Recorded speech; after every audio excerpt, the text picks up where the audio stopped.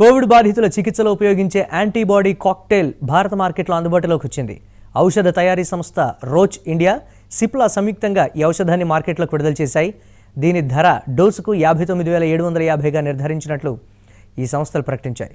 తొలి బ్యాచ్లో భాగంగా 1,00,000 ప్యాక్లను ప్రస్తుతం మార్కెట్లోకి విడుదల చేశామని, జూన్ మధ్యలో రెండో బ్యాచ్ ప్యాక్లు అందుబాటులోకి తెస్తామని రోచ్ ఇండియా, సిప్లా ఓ ప్రకటనలో తెలిపాయి.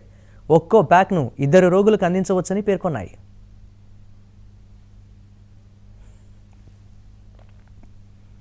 యాంటీబాడీ కాక్టైల్ను భారత్లో అందుబాటులోకి తీసుకొస్తున్నామని, దీనివల్ల కోవిడ్ బాధితుల ఆసుపత్రికి వెళ్లే అవసరం దాదాపు తగ్గుతుందని రోచ్ ఇండియా సీఈఓ వి సిమన్స్ ఇమాన్యుయల్ తెలిపారు.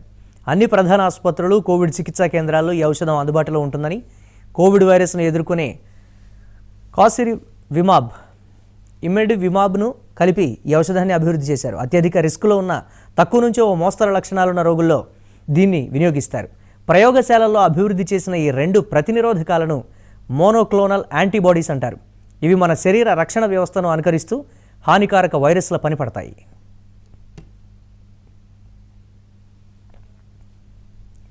ఇక SARS-CoV-2లోని స్పైక్ ప్రోటీన్పై పనిచేయడం వీటి ప్రత్యేకత. ఈ ప్రోటీన్ను అడ్డుకుంటే వైరస్ శరీరంలోని ACE2 కణాలకు అతుక్కోదు. ఈ 2 యాంటీబాడీలు కలిసి స్పైక్ ప్రోటీన్లో ఒక ప్రత్యేకమైన భాగంపై పనిచేస్తాయి.